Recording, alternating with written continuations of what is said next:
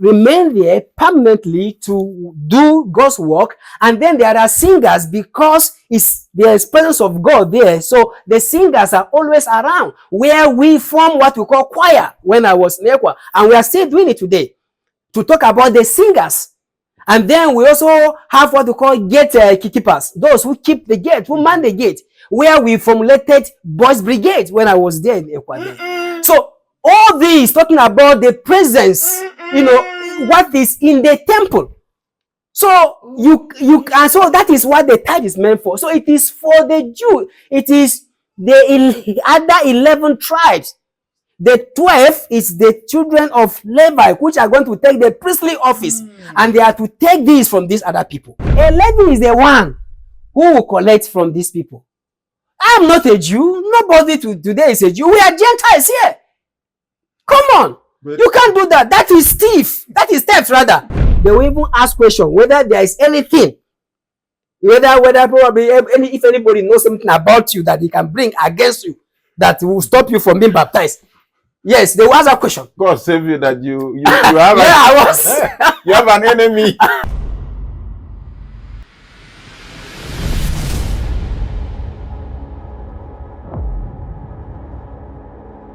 Sir, you journey from Deeper Life to ECWA, ECWA Church. Yeah. Please take your time. Let us know what were your experiences. Remember, as I heard, which I decided to call you the Martin Luther of today, as far as Domaland is concerned. Please, let's get to hear your experiences. Thank you. Wow, that is good. History, my life in ECWA Church, as I started earlier in the 80s, started in Deeper Life. Then because of some language barrier and theological conception, I mean, what they call deception, rather, led me. And then when I found a group that were singing in my dialects during the Christmas carrot, I say, yeah, that is where I'm supposed to be. At least people are singing and in a Lago dialects, better than, which was not there in the Deeper Life Bible ministry, then not church, Bible ministry, where it was English, Yoruba, Igbo. So I found out this is a better place for me.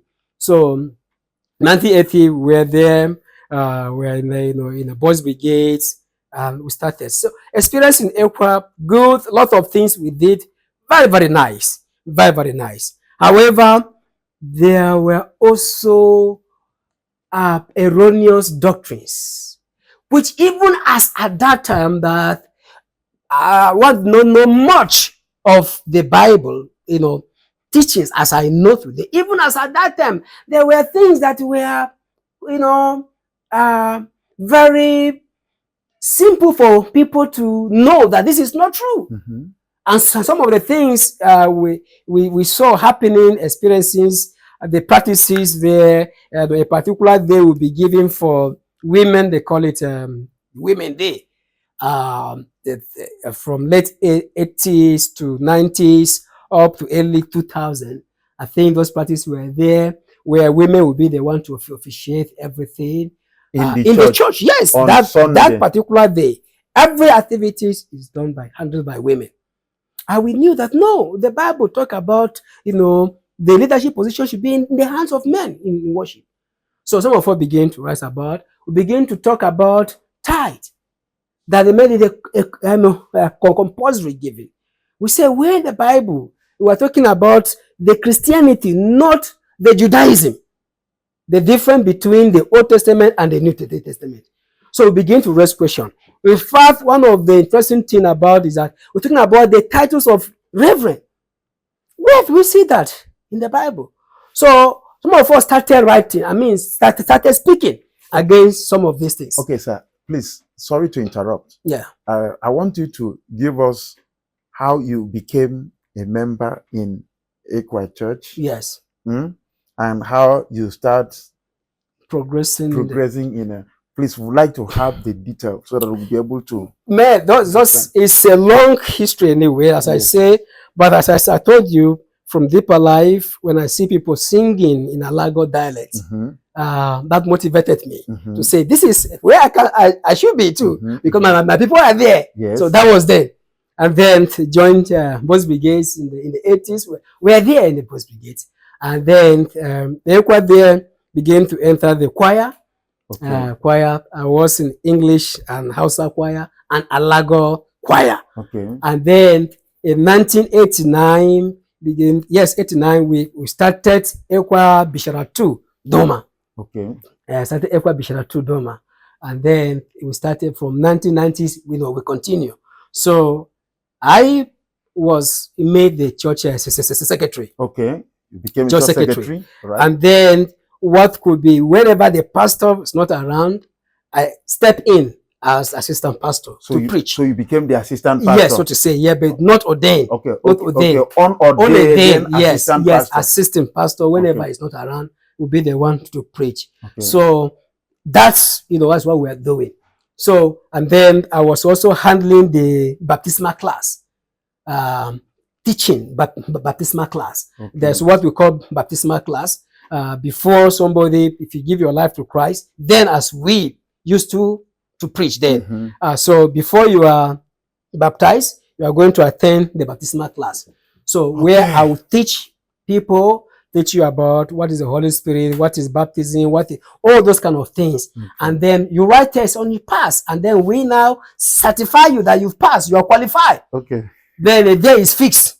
Then the ordained pastor or reverend will now go to the stream where you will be baptized. So I was involved in all these activities in ECWA. I want to start asking the questions there. Yes. You, before you grew up to all the ranks that you have mentioned, yes, were you baptized in ECWA? Yes, of course. As I said, from 8 to 9 that we started, 8 to 9, 1990, we started ECWA Bishara 2 Doma. I was baptized in ECWA in 1992 by Pastor Danjima Dimba. All right. And that was under the ECWA president, then Reverend Panya Baba. Yes, it was then. So we are, actively involved. Now, why I'm asking you this question is because of the statement you made a few minutes ago. Yes. Now, before you were baptized, did you attend that same baptismal class? Of course. So it simply means that in ECWA, before someone is baptized, the person must attend the baptismal class. Exactly. And after attending the baptismal class, the person must write examinations. Yes, you must pass the test. So what if a person fails the examination? No, if you fail, that means you are not serious. It could be oral examination, oral test will give you. If you fail, you are going to repeat. That is the application. Then, that's what we used to do then. So you take it very serious. Very serious. So before I was baptized then by Pastor Dajma Dingba, we went through baptismal class. Yes, passed through the test examination, and we passed. Then a day is fixed. In fact, even the day we are to be baptized, they will even ask question whether there is anything, whether probably if anybody knows something about you that he can bring against you that will stop you from being baptized. Yes, they will ask that question. God save you that you have you have an enemy. So so we did that. So, and I taught also the same thing, baptismal class. So after years of studying the Bible, I now knew that this is a total departure. A total departure. Departure from the Bible. Because nowhere in the Bible give us that. So because I knew what we were doing. I knew that there was nothing like that in the Bible. So some of us now started, to speak against where do we get this practice? And then the other thing our leaders then will say, beware of false prophet, false prophet. We say, no, enough of this. We are talking about where in the Bible do we get we have the command to do what we are doing. And they will say, beware of false prophets. False prophets. And that was referring to you people that were those that up. we are rising against. That probably some people have brainwashed us out there. And then we are saying no. In fact, because of this, one interesting thing that happened, Lieutenant Elite, the year 2000, the year 2000. By then I've left ECWA because of some of these erroneous teachings and practices. So I was summoned to appear before the council. Yes, I was summoned to appear before the council to tell them the reason why you left. Why I left. All right, don't go there yet. You go to why you left. I want us to.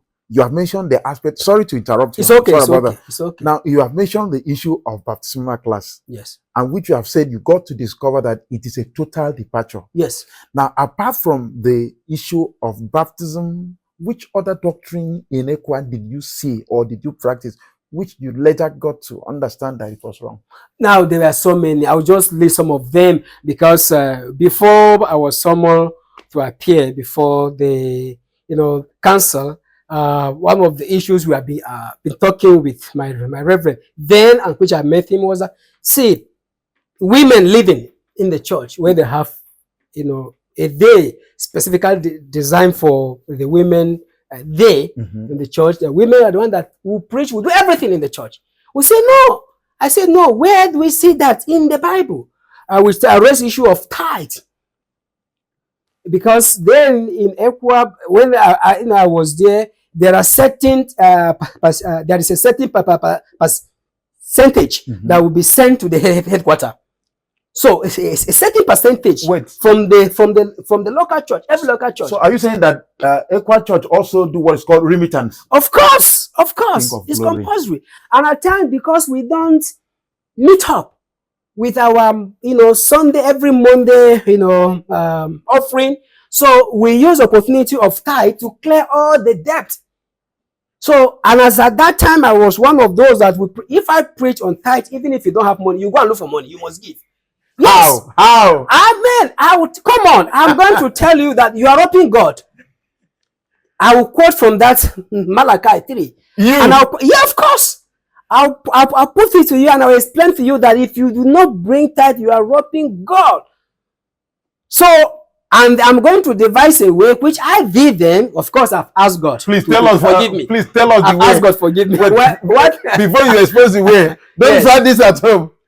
See, if you are a pastor or you are a teacher in any of your denominational church, there's a way that a tactics or a skill that you use. Don't try it there. I have told you. Yeah. So what I used to do then was which I prayed that God forgive me anyway. I preach from when I'm given opportunity to preach to prepare people towards giving of tithe. Specifically in ECWA Bishara 2 Doma. Yes, then that. Where I was then working. So when I preach from Micah, I talk about what God say. Micah 3 verse 6 to 10, talking about you are robbing God. That's Malachi 3 verse 6 to 10. I'll use that, and then I'll put to you to members to know that if you do not bring this, it is you steal from God. You are stealing from God, and then the method I use that will make every person involved is that we'll fix it time. Of course, Doma is where people farm. It's a farm area. So we'll fix the tithe and will be towards when people harvest their product, the time of harvest. Because we know that is when we are going to get money. Get money. So we'll fix it. So I'll make it home by home. Home by home. And I have a list of all the members. I have their list. So I will call this home, this for family, you come bring your tithe. So they will sing and people will dance, and I will say, other members give him your support. So he will stand up and bring his tithe. They will dance and come with their tithe. Other members will support. Then after that home, they go back. I'll call the next home. Of course, guess what? No home wishes that they will be called and they will not come. So I use that method. And we raise money. Because they do not want to be put to shame. Don't put shame. So I would call this week, I will call another week, and make sure that everybody gives. So we use that method. But of course, I ask God forgive me, because the content of that Malachi 3 from verse 6 to 10 is talking to the children of Israel. That is why it says, sons of Jacob, you wrote me like your forefathers did. When? Because God told them, the Levite only. They are the ones that have no land, no portion to farm. He said the other tribes, because there were 12 tribes. One tribe, you are going to work in the temple. Then, in Judaism, not even Christianity. But people failed to understand this.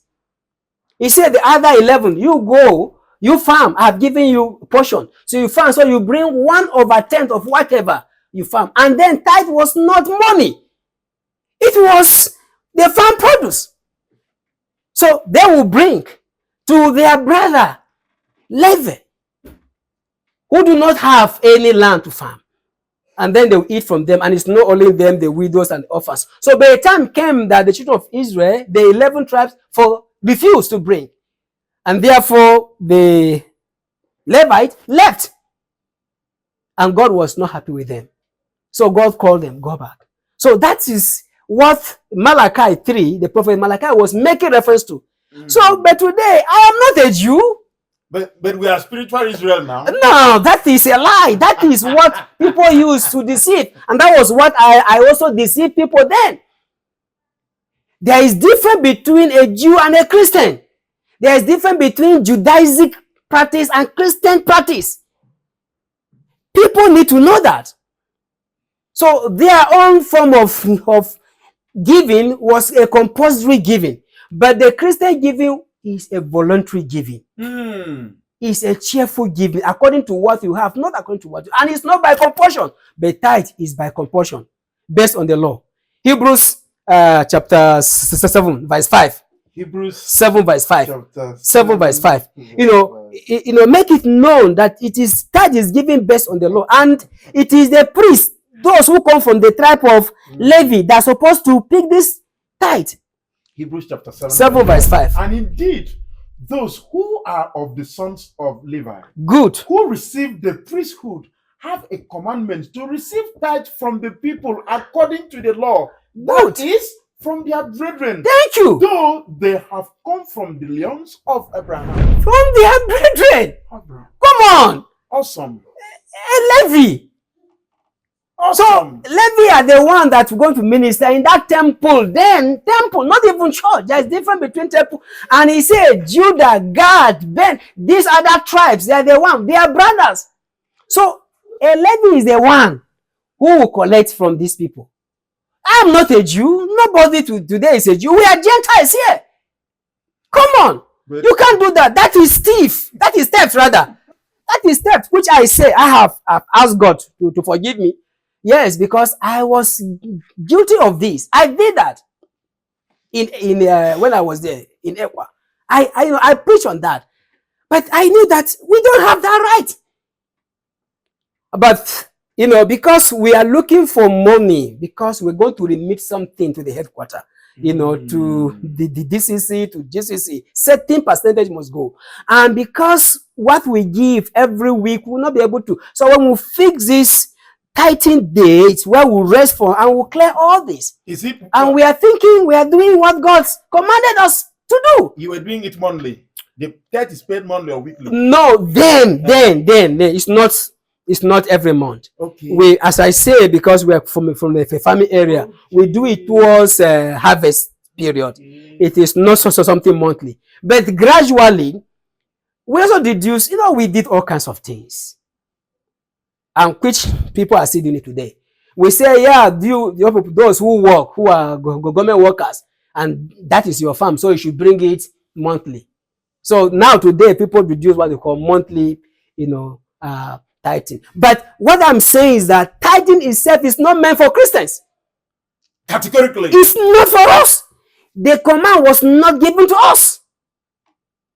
It was basically for 12 tribes of Israel. Okay. The 11 tribes. One tribe, they stay in one place in the temple. That is in Judaism.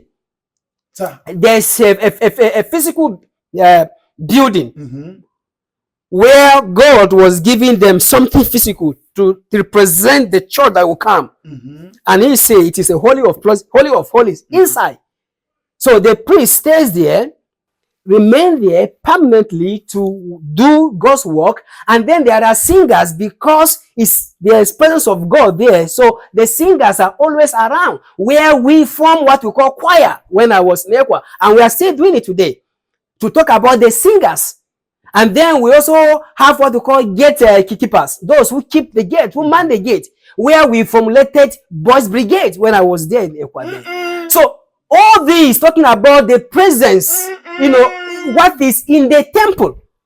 So you and so that is what the tithe is meant for. So it is for the Jew. It is the other 11 tribes.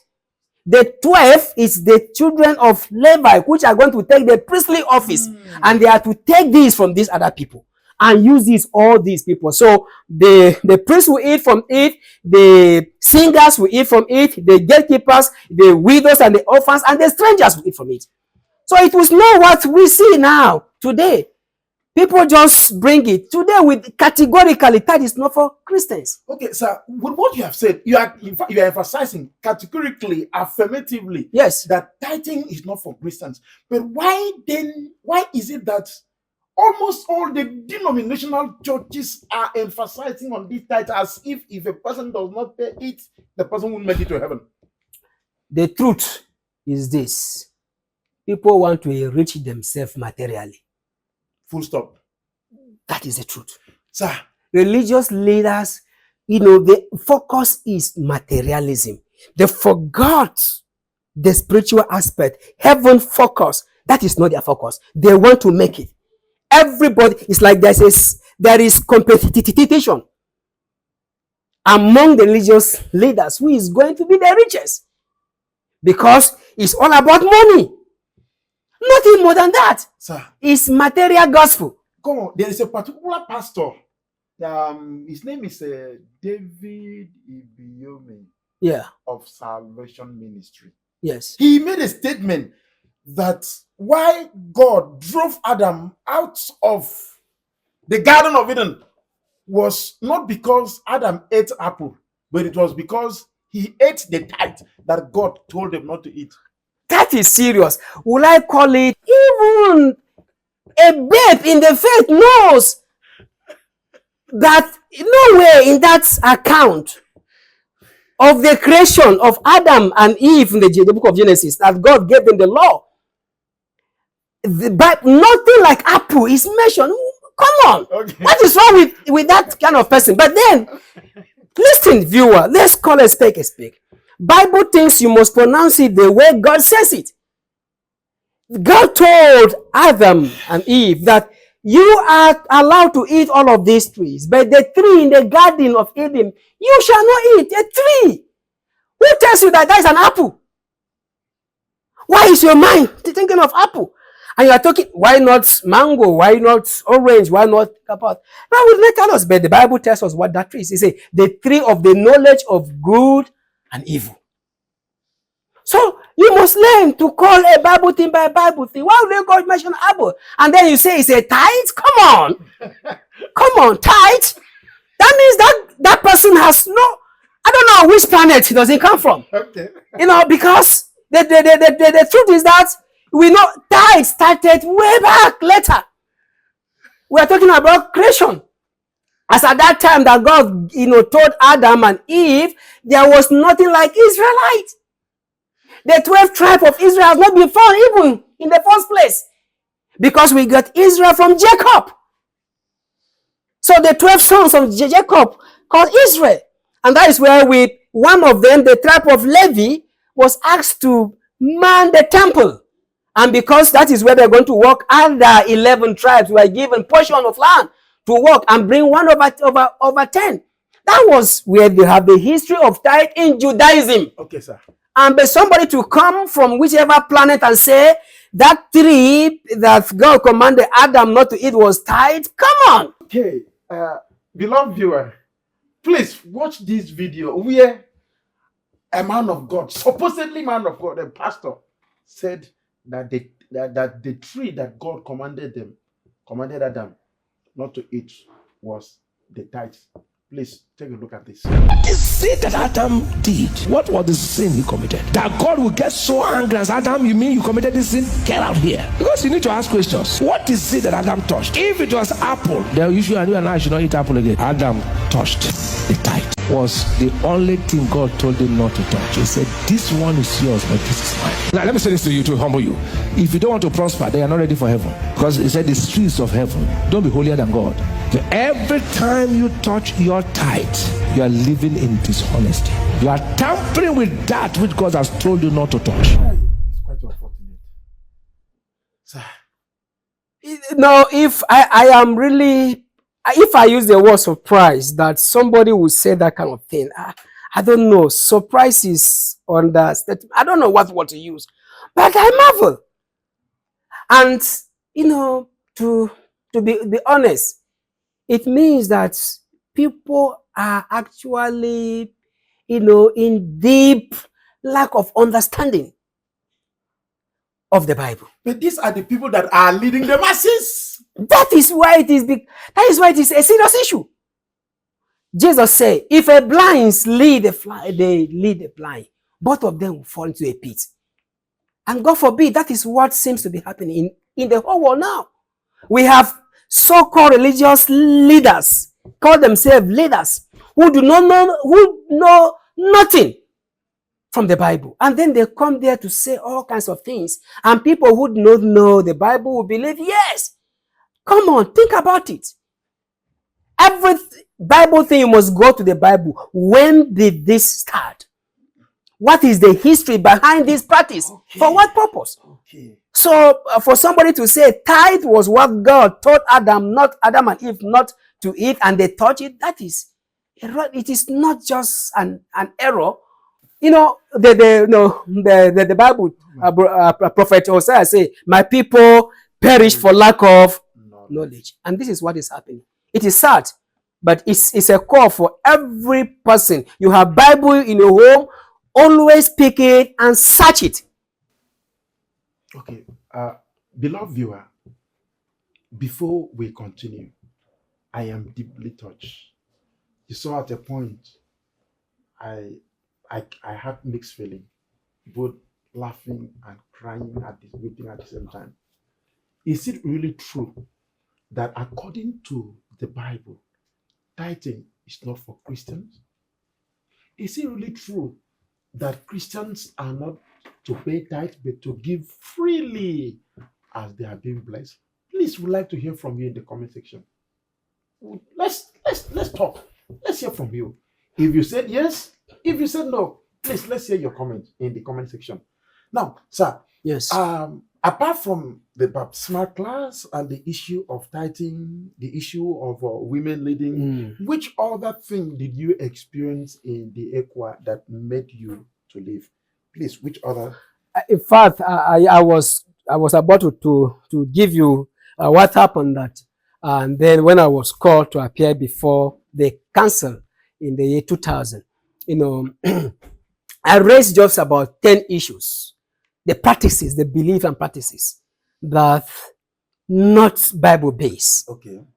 I talk about even the ECWA itself, the history of ECWA.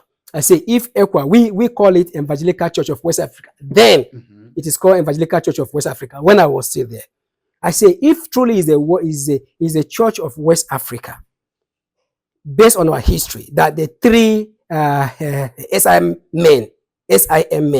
That is, Sudan. Yes, a Sudan Interior Mission. This missionary, there are three men that ECWA we believe that they are the founders. Okay. Yeah, that they brought about ECWA. We have Thomas Kent, Rolla Beham, and Gowan. So we have, these are the three SI men that, foundation. So I ask a question. If truly is the church of the Bible, why is it called the Church of West Africa? Critical thinking. And what was the name of the church in their place when they came? They came from somewhere and brought mission. What was it called there if it's the church of the Bible? Because it's supposed to be the same thing. If you plant, if it's a maize that you carry maize anywhere you take the maize to and plant it, it should be maize. That's true. So I asked that question. No answer. I say, by the way, we have these titles we give to our men of God in call. We say, Reverend. I say, where do we get this from? In fact, shortly before I appeared before the council, the day I appeared, to explain to them why I left ECWA, I met with my the reverend of the ECWA Bishara Tudoma then, and we discussed throughout the night. And I asked him, sorry, yes, name? Reverend who? I can't remember now. Reverend Iremia. Okay. Iremia. Okay. Iremia. So I met with him. I said, okay, Reverend, I want us to discuss some issues.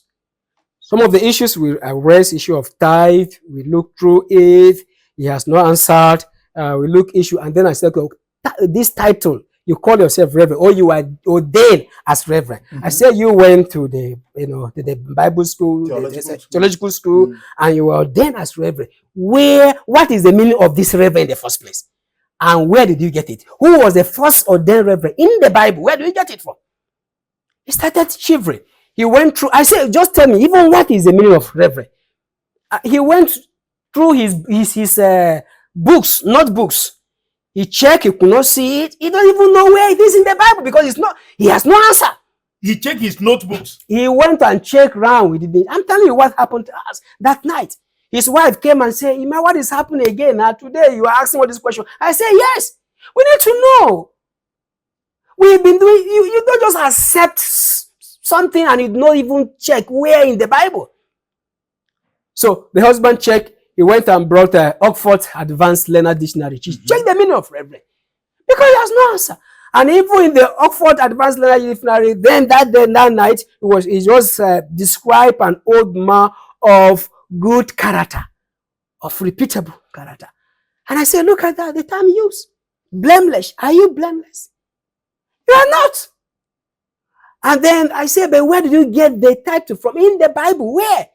He has no answer. I said, this term, the title, the term Reverend, that you were there, you were given a thing, you don't know what it means, but yet you agree to be ordained with such title. And you don't even know the meaning. And I told him, I said, the term Reverend appears once in the Bible. And it is a reference to God Almighty. He was shocked. I said, yes, let's turn to it. And we opened the book of Psalm 111. And I'm going to read. Yeah, 111, verse 9. Psalm 111, verse 9. 111, verse 9.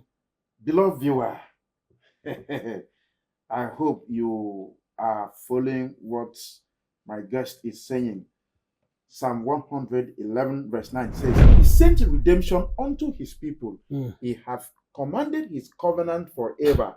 Holy and reverend is his name. Thank you.